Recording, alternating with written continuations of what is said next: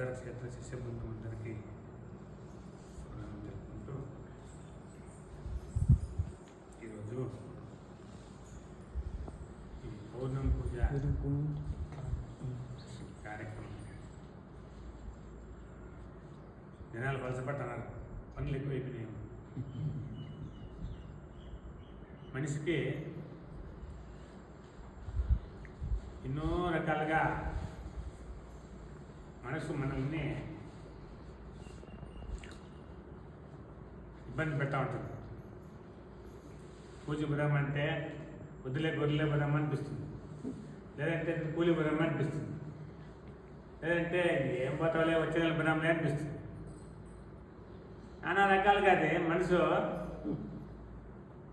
అది ఇబ్బంది పెడుతుంది మనల్ని. దాని పని అదే మంచిదానికి ఒప్పుకోతుంది, పనికిరాని దానికైతే పరిగెత్తుంది, పరా పరా పరా ఫస్ట్ పరా పరా అంటే. అటువంటి మనసును దాన్ని మనం పెట్టుకొని దాని అన్నింటి జీవితం ప్రయాణం చేస్తూ ఉంది. ఈ జీవితము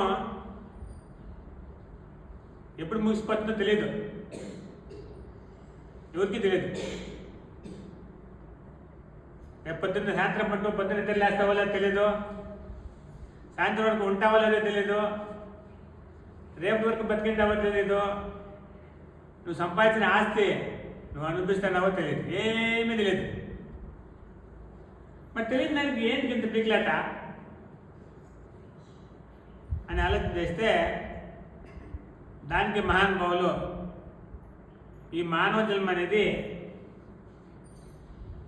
శాశ్వతమైనది కాదు, దీన్ని భ్రమలో పడి మనము మన జన్మని వృధా చేసుకోకూడదు అనే ఉద్దేశంతో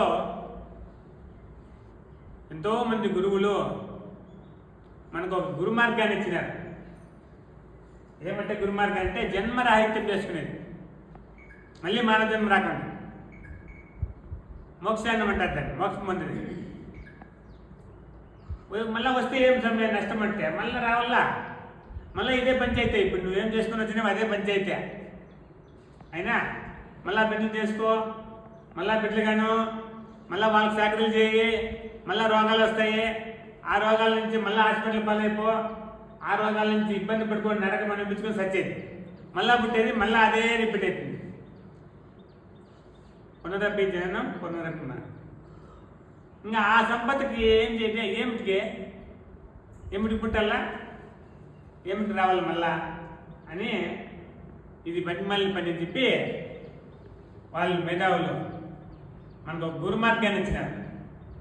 చూడప్ప, ఈ మార్గంలో నువ్వు ధ్యానం చేసుకొని ఆ సత్యాన్ని పొంది ఆ సత్యంలో నువ్వు లయ అయ్యి దైవాన్ని చేరుకో, దైవం నువ్వుగా, దేవుడు నువ్వుగా. అది మానవ జన్మ యొక్క ముఖ్యమైనటువంటి ఉద్దేశం. అది ఇస్పెట్టి వేరే ఏమి చేసినా కూడా వృధానే. ఇప్పుడు భక్తి అంటాము, భక్తి అంటే ఏమని ఏ పాని అడుక్కునేది. ఇప్పుడు వెంకటేశ్వర స్వామి దగ్గర పోతారు ఇంటి నుంచి ఎంతోమంది, ఇంకో దేవాలయాన్ని పోతాం, ఇంకో దేవత దగ్గర పోతాం, ఇంకో దగ్గర పోతాం. ఏమని పోతామో మన కోరికలు కోరుకునే పోతాం, నెరవేర్చుకునే పోతాం కదా. ఎప్పుడు నీకు నెరవేరేది ఒకటి పోతే మళ్ళీ ఒకటి వస్తుంది, అది పోతే ఇంకోటి వస్తుంది కదా. అది తీరు. ఇప్పుడు దెబ్బ అయితే ఉంది, నీళ్ళు తాగుతామా, మళ్ళీ దెబ్బ కదా నీకు, మళ్ళా నీళ్ళు తాగలేదు. ఇప్పుడు ఆకలి అవుతుంది, భోజనం చేస్తాము, మళ్ళీ ఆకలి అవుతుంది, మళ్ళా భోజనం. ఈ శరీరం యొక్క సిస్టమే అతరా ఉంది, విధానమే అతరా ఉంది. అది తీరే పరిస్థితి కాదు ఏది కూడా. దానికోసము వాళ్ళు 15 నిమిషాలు వాళ్ళు దానికోసం ఏం చేసి మనకు ఒక గురు మార్గాన్ని ఇచ్చింది.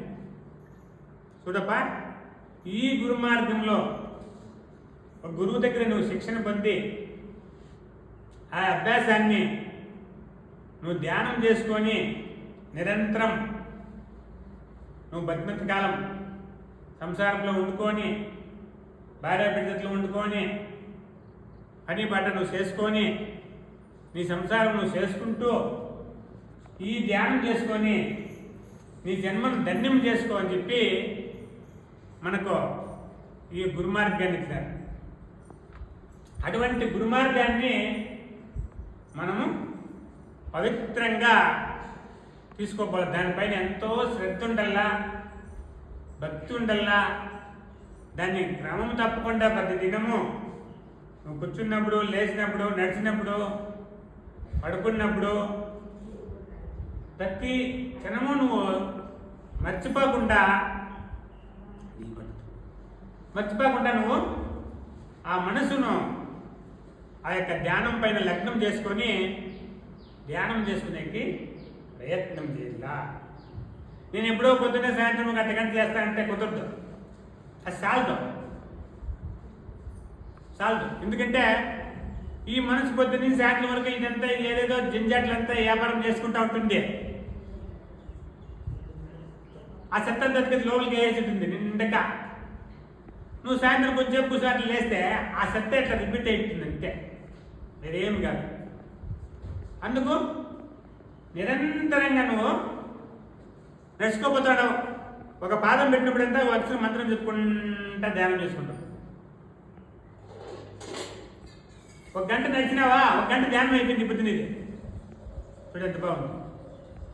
యోగులు ఎంత అట్లా ధ్యానం చేసింది అయితే వాళ్ళు నిరంతరం యాత్రలు పోయేవాళ్ళు. ఆ కాలంలో ఊర్లు చుట్టేవాళ్ళు, గ్రామాలు చుట్టేవాళ్ళు, పాటలు పాడుకుంటా, తత్వాలు పాడుకుంటా. ఏడ మర్చిపోతామో ఏమో దాన్ని. ఈ మాయ ఏడ పెరిగేస్తుందో మనలా, ఎప్పుడు పెరిగేస్తుందో పక్కన వేసి ఎనికే. ఇప్పుడు చూడండి, ఇంత పలసకాయ పెట్టి వాళ్ళందరినీ పెరిగేసింది అయితే.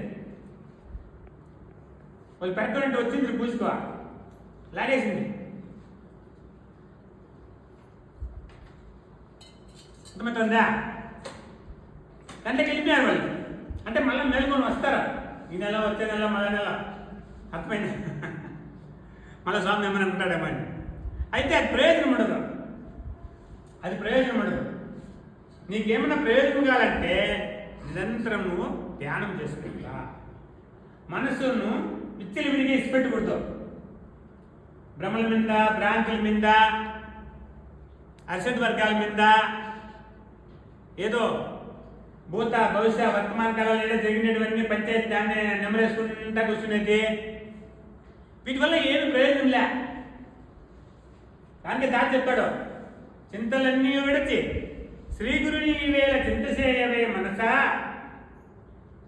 చింత చేసినప్పుడే సిద్ధించు పరమ పదవి శీఘ్రమున తెలియవే మనస, వచ్చువారిని చూచి చచ్చువారిని చూచి మచ్చరం బేటకే మనసా, బహుపాపములు చేసి యమబాధపడనేలా నీ బాట నువ్వు చక్కగా చూడు మనస. మహానుభావు చెప్పా. మనం ఏం చేస్తాము, తాత మంచోడు బాగా గొప్పడు చెప్పి పొట్టు తెచ్చి ఇంట్లో పెట్టి పూజలు వేసి పూజ చేస్తాం.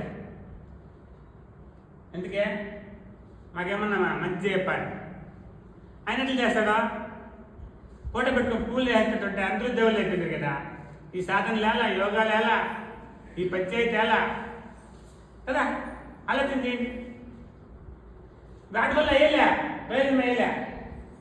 నువ్వు ఏమి చేసినా కానీ నువ్వు నిరంతరం నీ అంతరంగ శోధన చేసుకొని ధ్యానం చేసుకొని నీ మనసును నువ్వు స్థిరము చేసుకుంటే తప్ప నీ జన్మ సార్థకం కాదు. గుర్తుపెట్టుకోండి.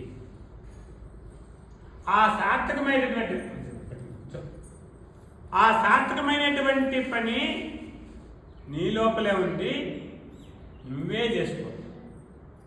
ఎవరు అది ఇచ్చేకేలా, ఇంక్లూడింగ్ నేను కూడా ఇచ్చేకేలా. నేను కూడా నా కోసం ధ్యానం చేసుకొని కూర్చోండి. ఆయన పొద్దున సాయంత్రం నేను ధ్యానం చేసుకొని నిరంతరము వాకింగ్ పోయినప్పుడంతా ఒక్కొక్క పాదం పెట్టినప్పుడంతా ఓ అక్షరం ధ్యానం చేసుకుంటా పోతా అంటాను.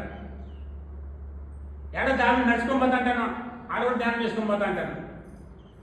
ఏడ నేను దాన్ని నిలిపే ప్రసక్తే లేదు. అర్థమవుతుందా? ఆ విధంగా దాన్ని ధ్యానం చేసుకొని పోతా ఉన్నాను. ఎందుకంటే నన్ను నేను స్థిరం చేసుకోవాలా, నన్ను నేను స్థిరం చేసుకోవాలా, నా జన్మ నేను సార్థకం చేసుకోవాలా. అట్లా కాకుండా వేరే నువ్వు ఏమి చేసినా కూడా ప్రయోజనం లేదు, ప్రయోజనం లేదు, ప్రయోజనం లేదు.